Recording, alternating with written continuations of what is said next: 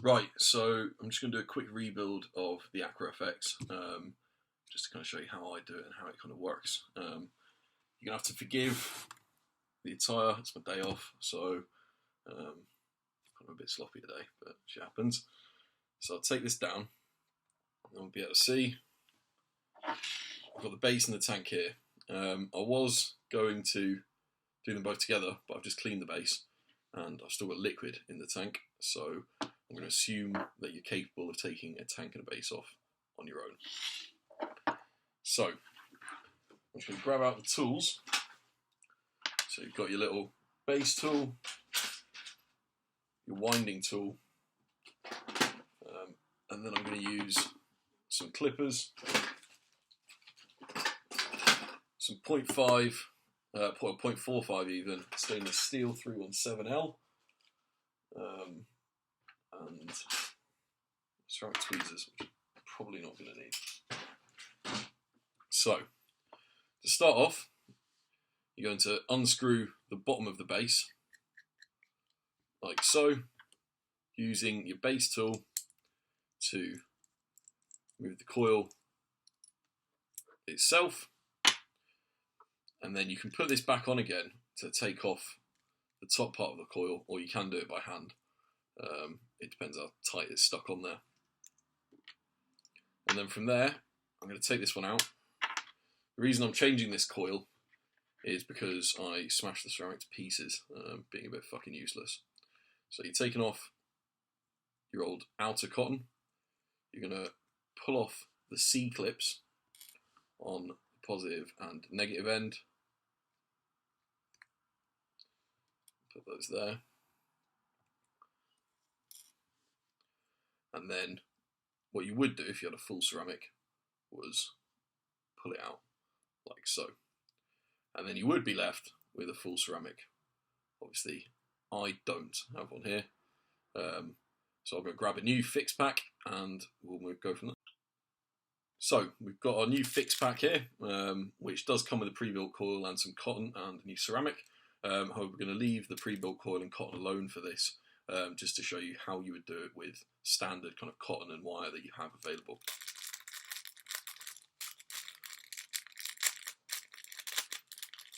So we're going to get out just the ceramic from this one. I'm going to put everything else back, keep that for a later date. The supplied cotton and stuff works really well. The only issue being that I see is these thinner strips are made out of material that I haven't necessarily seen, or just it looks like perhaps it's slightly proprietary cotton blend and thickness. So it works great, but not necessarily practical unless you want to be buying a new pack of fix every time. So first off, we're going to form our coil. Put those to one side as well. So I'm using 0.45 317L stainless steel wire. I like it. I think it forms a little bit better. It works really well in temp control with the SX350J. And I quite like that thickness, and it gives me a nice 0.5 ohm resistance, which is useful if I want to use it on a mech. Well, with the wraps I'm going to do anyway. So I'm going to take off a relatively long strand. Probably don't need this much. Clip that there. And I'm just going to try my finger on my jeans. Just nice and hygienic. And then I'm going to form the coil. So I'm going to pinch in my left hand just as if I was forming any other coil. And I'm going to do 5 wraps. So 1, 2, 3, 4. And I've got 1 in hand, so that makes 5. I took way too much fucking wire, so I'm going to clip off the excess. And I'll use that slightly later on for something else. So at this point, all I'm going to want to do is, obviously I've got one coming out at some fucking angle there. You might be able to see it better there. So I'm just going to take my clippers, or you can use pliers, just to pull that down and form them both so they're kind of coming out nice and perpendicular to the actual rod itself. Next, and you don't have to do this, but I definitely found more success doing this, kind of push it together so the wraps are all nice and evenly spaced. And then I'm going to bend them over actually. I'm going to bend both of the leads, just applying a twisting motion. So they're kind of off at angles. And the reason I'm doing that is I'm going to take my clippers again, and I'm actually going to bend down and form up the wires with a nice right angle bend in them. And then I'm going to add another right angle bend, just so it sits easily in the fixed housing. You don't have to do this, but I've found it gives me a really nice kind of coil placement that doesn't need any kind of like pushing around and playing around with tweezers and whatnot, or just readjustment once it's placed. But like I said, you don't have to do this, but I've found it's much easier. It only takes a couple of seconds. So bending those down nicely, you should be able to see it's just coming off. They've got a little bit of height off the top of the coil, and then they're bent at right angles. So we can put that to the side for 1 second. If we get our new ceramic, which put away, some fucking idiot. We should see if we take it off the forming rod, it will sit nicely with both of the legs in the groove like so. So what we're going to do from here is put it back on the forming rod for a second. You don't have to put it back on the forming rod again. I just like to, because it gives me a bit of extra form or a bit of extra stability while I'm wrapping the cotton. But you could do it without as well. So now we're going to wrap the cotton on. So for the cotton, I'm going to be using Muji pads. I know not everyone likes them. Some might think there are better options available, although I actually think they're pretty decent. They do have a little bit of bedding time. The part of the Muji I'm going to use is just like the thin strips. So normally you peel off the top and bottom layers. So I'm just going to use one of the top layers this time. It works absolutely fine. Just make sure it's a nice and thin kind of strip. And then I'm going to cut it into strips about the same length as, or about the same width, sorry, as the coil. So I'm going to cut it into 4 strips.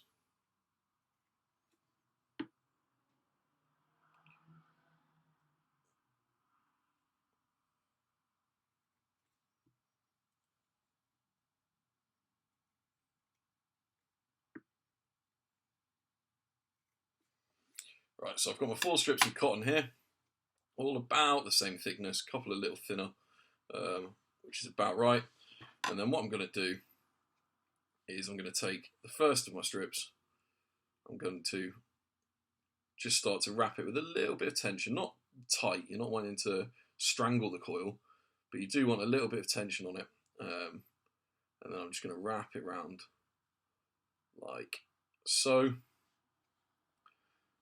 And then we're going to see how tight it is. We want a nice snug fit inside the fix. I think that's where a lot of people go wrong when they're building this. They get concerned they're putting too much cotton in, and they end up with not enough cotton essentially. So we're going to put it in. That seems to be forming quite nicely. And I'm just going to twizzle back on the forming rod. So now we've got one thick wrap of cotton around the inside of the fix. There's a nice clear hole all the way through. You can put your forming rod back through. At this point you can put the clips on. You can do this after you put the final wrap or before. It makes little practical difference.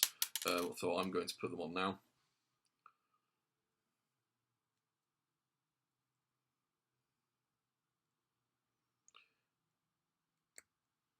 At this point I will mention I've got nerve damage in my right hand, so I really struggle getting clips on. I think someone with better dexterity might find it a bit easier, but normally they do just pop on like that.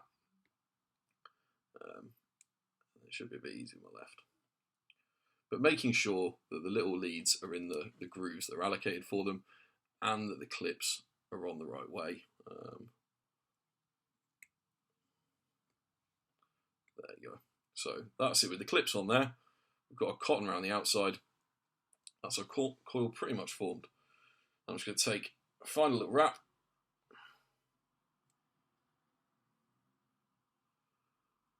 And then put that around the outside.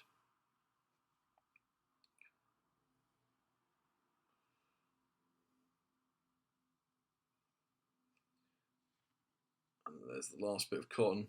And we're just joining it off with the last one left. Feeding that round.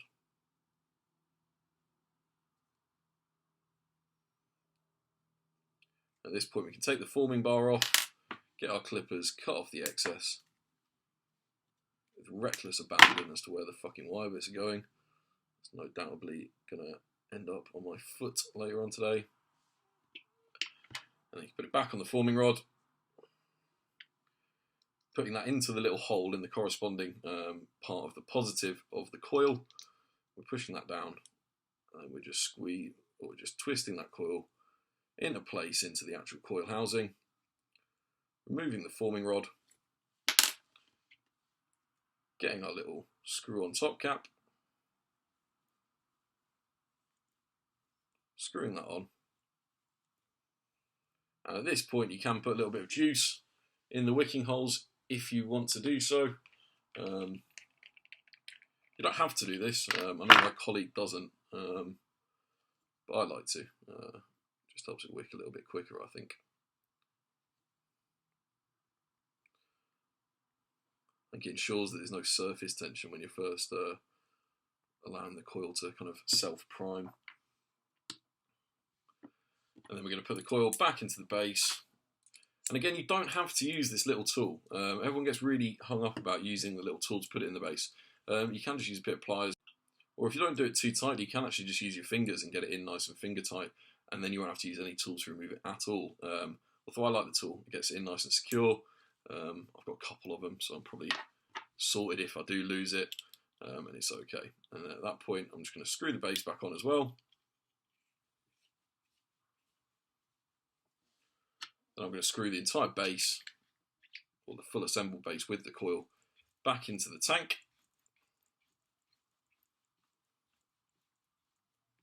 I've got a fully assembled tank. My liquid level looks alright, I'm not going to bother refilling it. And then I'm going to just unscrew it again to allow the tank to self-prime, and you'll be able to see through there the little air bubbles as it's filling up the coil.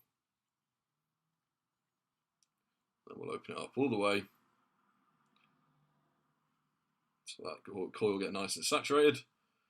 And then I'm just going to clean off the juice, put it on a device and give it a little vape.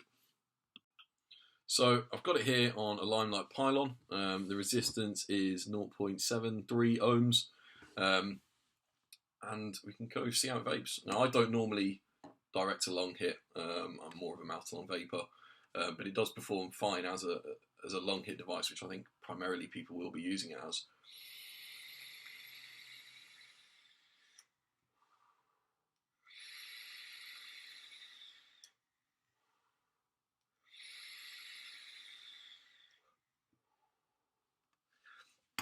So yeah, the vapor's nice and dense. It's really flavourful. It's quite warm. That is 28 watts to be fair. You can push it a bit higher than 28. I rarely go over 30.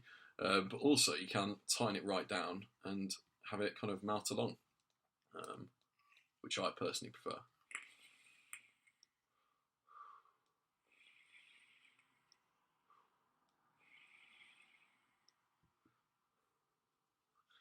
And it performs great as a mouth to lung as well. The juice control is in tandem with the airflow control. I found that practically the coil is so good at wicking that it doesn't really make a difference, although I know some people do prefer independent juice flow control, well, independent of their airflow. I've got it down there at, about a millimetre gap for airflow, and I'm finding it's pretty much about the same as flashy vapor with no kind of air restrictor in, so maybe about 2.4 mil of airflow, which is quite nice for me. You can obviously tighten it down further all the way to completely tight, but that's a little bit too much for me.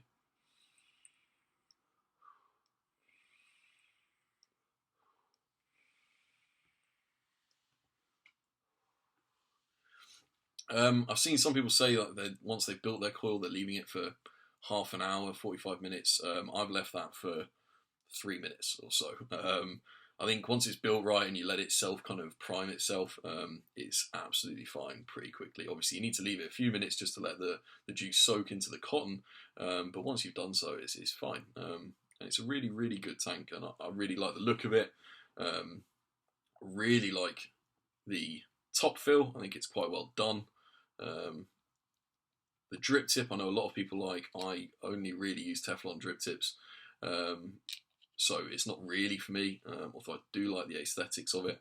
I normally swap it out for a slightly fatter Teflon drip tip, which is on my Kronos there. So I'll pop that on. That's the kind of drip tip I normally like on it. I think it fits quite well. I think that's quite an inexpensive Teflon drip tip. But all in this, it's a great tank. And for 40 quid, you're getting a full featured tank, well constructed, with a nano kit and a full size kit. This is the nano kit I've got on it at the moment. And it's bloody brilliant. Really, really, really good. It's a totally different style of coil building. It's not the same as your normal coil building, but there's nothing wrong with that. It works really, really well. And I, for one, really enjoy it. It's one of my daily tanks now, alongside the Flashy Vapor, which again is a bit of an unusual coiling and wicking method. I think as long as you're prepared to dedicate the time to it, it's well worth